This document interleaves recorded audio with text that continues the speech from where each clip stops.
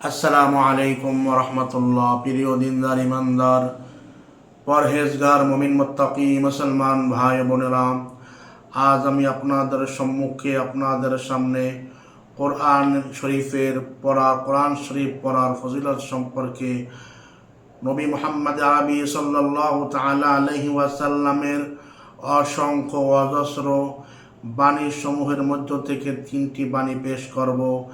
আল্লাহ তাআলার কাছে দোয়া করি, আল্লাহ তাআলা আপনাকে আমাকে এই হাদিসের উপর আমল করে উক্ত ফজিলত হাসিল করে ইহকালের শান্তি এবং পরকালের মুক্তির ব্যবস্থা করে দেন। সকলে বলি আমিন। প্রিয় দর্শক শ্রোতা, তাহলে চলুন আমরা মুহাম্মদ আরবি সাল্লাল্লাহু তাআলা আলাইহি ওয়াসাল্লামের 3টি বাণী সরাসরি হাদিসে পাক থেকে জেনে নেই। রাসূল আরবি সাল্লাল্লাহু তাআলা আলাইহি ওয়াসাল্লাম বলিয়াছেন, যে ব্যক্তি কোরআন শরীফ শিক্ষা করিয়াছে এবং উহাতে যাহা আছে তদ অনুযায়ী আমল করিয়াছে, আল্লাহ তাআলা কিয়ামতের দিন ওই ব্যক্তির পিতামাতাকে এমন একটি নূরের মুকুট পরাইয়া দিবেন, যাহার আলো সূর্যের আলো হইতে অধিকতর উজ্জ্বল হইবে। সুবহানাল্লাহ। তোমাদের দুনিয়ার গৃহে সূর্যের কিরণ পতিত হইলে ঘর যেই রূপ আলোকিত হয়, উজ্জ্বল হয়, উহার আলো তদপেক্ষা অধিক উজ্জ্বল হইবে। অতএব অনুমান করো যে স্বয়ং কোরআন শরীফের উপর আমলকারীর মর্যাদা কত উন্নত হইবে। সুবহানাল্লাহ। প্রিয় দর্শক শ্রোতা, একটু অনুমান করুন, একটু চিন্তা করুন, একটু ফিকির করুন, একটু গবেষণা করুন, মাথা একটু খাটাইয়া চিন্তা করুন। যে ব্যক্তি কোরআন শরীফ শিখলো এবং তদ অনুযায়ী আমল করলো, ওই ব্যক্তির পিতা মাতাকে আল্লাহ তাআলা এমন মুকুট পরাইবেন, যেই মুকুটের আলো সূর্যের আলো সে বেশি উত্তম হইবে। এবার চিন্তা করুন, যে ব্যক্তি কোরআন শরীফ পড়বে এবং যে ব্যক্তি কোরআন শরীফ পুরো আমল করবে, তার মান মর্যাদা কত উচ্চ হবে, তার মান মর্যাদা তার শান শওকত কত সমৃদ্ধি হবে। আল্লাহ তাআলা আপনাকে আমাকে এর উপর আমল করার তৌফিক দান করেন। বিশ্ব নবী দোজানের নবী মুহাম্মদ আরবি সাল্লাল্লাহু তাআলা আলাইহি ওয়াসাল্লাম বলিয়াছেন, কোরআন শরীফ মুখস্থ পড়া 1000 সওয়াব, আর দেখিয়া পড়া 2000 সওয়াব।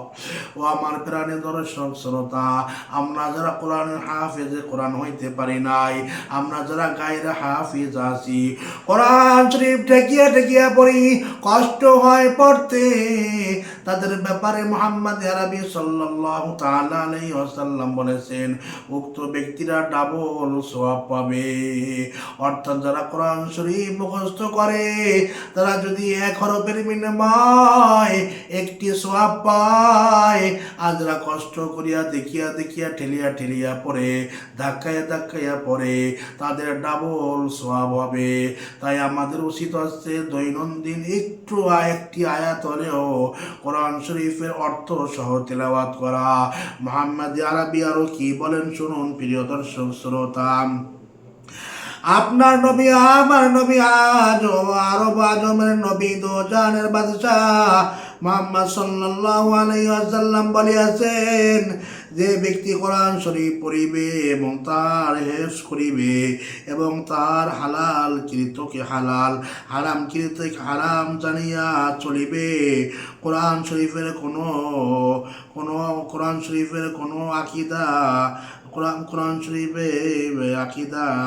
না রাখিবে, কোরআন শরীফের খেলাফ কোনো আকীদা না রাখিবে, আল্লাহ তাআলা তাকে বেহেশতের এমন স্থান দিবেন এবং তাহার আত্মীয় স্বজনের মধ্যে হইতে এমন 10 জন লোকের জন্য তার সুপারিশ গ্রহণ করিবে, যাদের জন্য দোজখ সাব্যস্ত হয়েছিল।